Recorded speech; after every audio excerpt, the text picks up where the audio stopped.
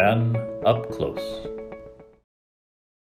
Well, I think Japan has a very important role in the Indo-Pacific Economic Framework, or IPEF, as we call it here. First of all, Japan's a large economy and has a lot of economic interaction with many of the all of the countries involved in the initiative. So that by itself is important. Secondly, Japan is very aligned with the objectives and some of the specific issues that the U.S. is trying to advance in IPEF. Whether it's on trade or on supply chains or on clean energy or anti-corruption. All these issues are things that Japan also wants to advance and has very similar approach to the U.S. And then finally, Japan is a really important ally of the United States, has an ability to shape and lead conversations in the Indo-Pacific on rules and norms, and has proven its leadership in that regard, whether it was saving the Trans-Pacific Partnership or proposing ideas like data free flow with trust, this concept that former Prime Minister Abe put forward. So Japan's a very important player, and I think the U.S. is going to be looking to Japan for support in shaping the agenda and getting it across to the other partners. Well, those are somewhat two different things in a way. First of all, there's the issue of persuading the existing members of IPEF that the kinds of standards and norms that are in the initiative, again, whether it's supply chain resilience or labor and environment standards or clean energy or anti-corruption, that these issues are in the interests of partners in Southeast Asia, in India, in the other members of the group. I think Japan can work very closely with the United States in trying to persuade countries that these issues are in their interest. The question that remains is, what is the United States, Japan, and the other advanced members of IPEF, what are they going to offer to the less developed members of the group, especially the Southeast Asians and South Asians, meaning basically India at this point? What are they going to offer? And, is it going to be greater access to these large markets in the United States and Japan? That's the traditional way in a trade agreement. Or is it some kind of development assistance or capacity building or something else? That, I think, is the big question that U.S. and Japan still have to answer, frankly, about IPEF. Then there's the question of new members. That's a slightly different question. I think it's good, and I think the U.S. wants more participants in the grouping, but they have to be persuaded again that there's something in it for them. And so I think there's going to be a challenging job. The U.S. was very successful in the initial round in getting as many countries to join as they did. I guess it's 14 countries. That's great. That was greater than expectations. But will these countries be willing to move forward, the ones that are in, and will new countries be willing to join? And that's going to be a function of what the U.S. and Japan are willing to offer in this initiative.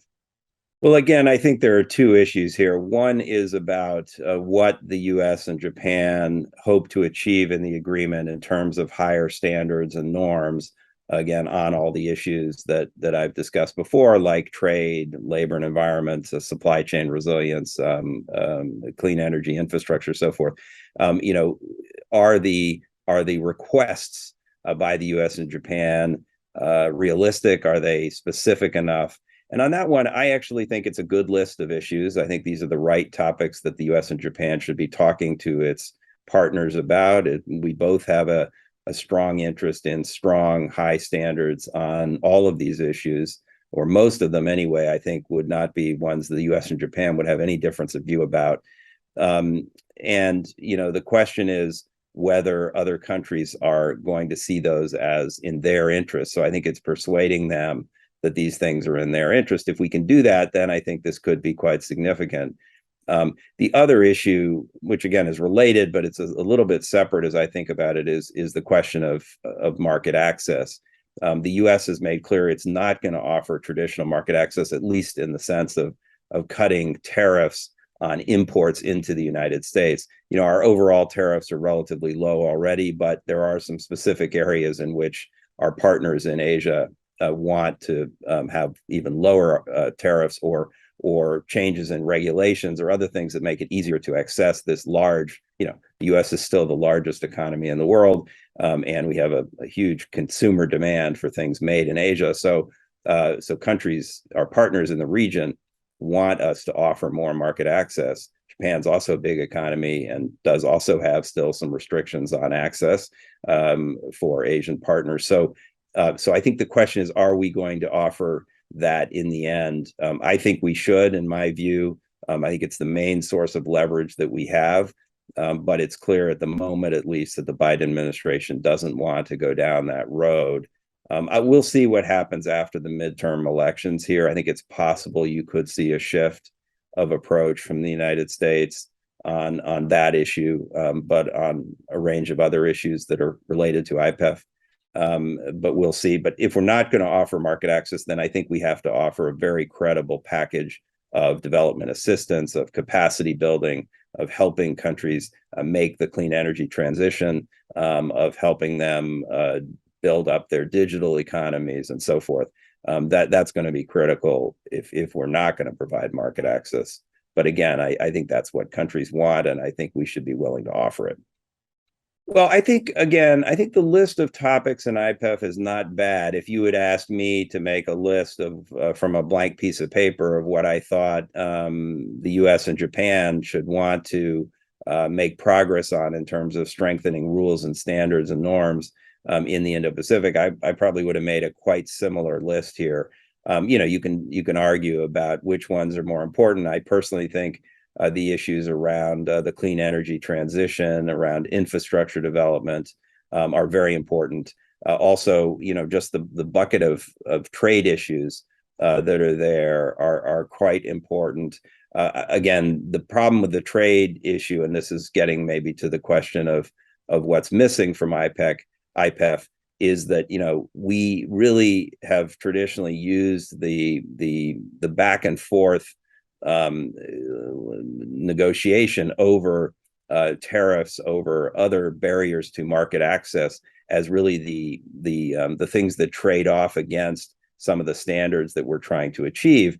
And the U.S. is not willing, at the moment at least, to offer tariff reductions and so forth. So whether we're going to be able to achieve some of those higher standards in the trade pillar of IPEF is a big question. So to me, that's the bigger question than anything substantive being missing from the list. These are all good issues, and I think we should be talking about them with our partners in the region. But we've got to have a sort of an incentive for them. We have to create an incentive for them to want to accede to these higher standards, which are difficult for countries to accede to. But I think we have to create some sort of incentives for countries to be willing to adopt those higher standards that we're seeking. I mean, in some cases, those are quite difficult things. Even if, let's say, a country like Vietnam may agree that more disciplines on state-owned enterprises or higher labor and environment standards are important for them, but they're very difficult political issues for a country like Vietnam. So the deal in TPP was if you do those things, if you adopt the higher standards, then we'll give you more access to the U.S. market in your exports of things like clothing and textiles and footwear and fish, which Vietnam wants to sell a lot to the United States of. And so that was the kind of trade-off, and that deal doesn't seem to be part of IPEF, and I think that raises the question of whether a country like Vietnam is going to enthusiastically embrace the higher standards that we're seeking in all of those areas.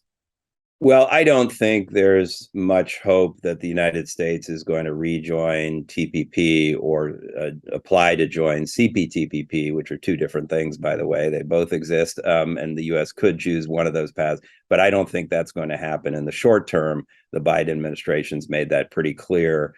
But I do personally think that longer term, if you're talking 3 to 5 years, I would expect the United States to be back in some kind of high standard, comprehensive regional trade agreement like TPP or CPTPP. It may not be called that.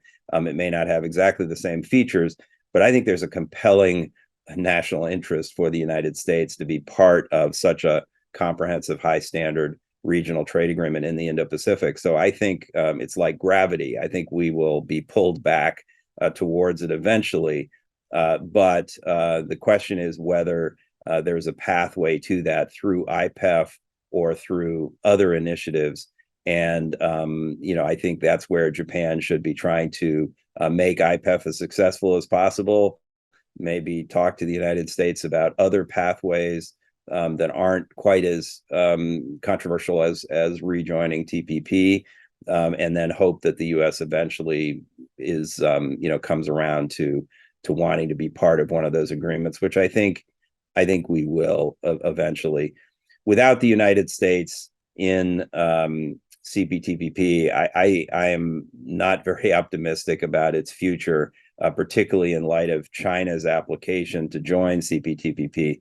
I mean, to be clear, the ultimate strategy in TPP when the U.S. pushed it, when it was behind it and a member, was ultimately to incentivize China to want to be part of a high standard, but U.S. preferred system of rules.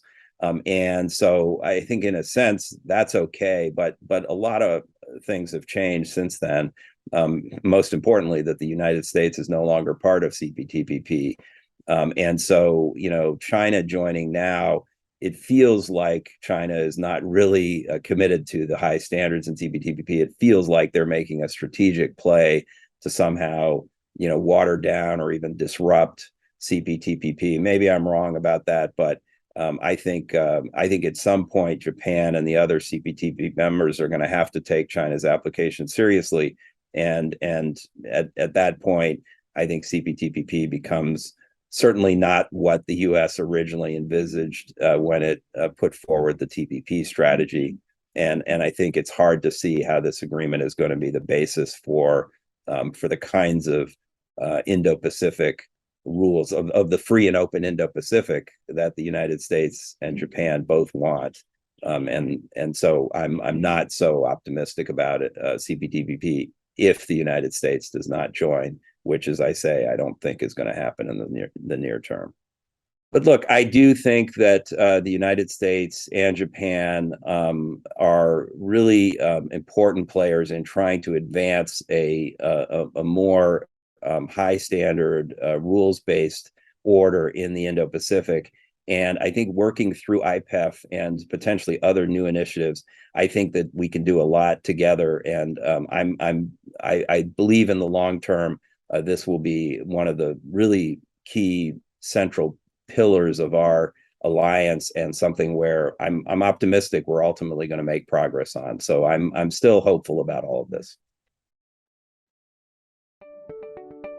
Japan Up Close.